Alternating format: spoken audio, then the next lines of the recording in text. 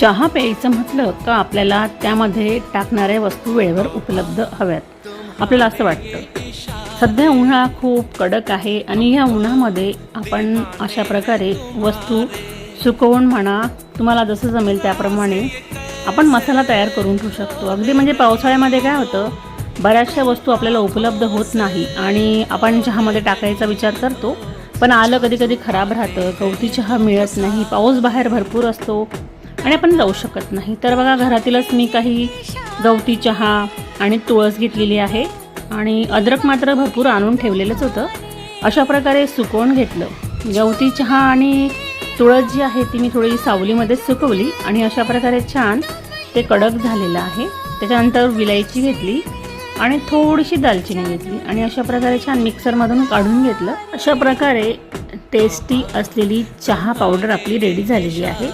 तर आपण ती चहापत्तीमध्ये मिक्स करून वापरू शकतो किंवा एखाद्या छान बरणीमध्ये तुम्ही स्टोअर करून ठेवू शकता। तर मी अशा प्रकारे ही तयार करून ठेवलेली आहे। सध्या ऊन आहे म्हटलं, चला आपण हे साहित्य तयार करूया। तर मी दरवर्षी अशा प्रकारे तयार करूनच ठेवत असते आणि त्याचा उपयोग मला बऱ्याचदा वेळेवर होत असतो।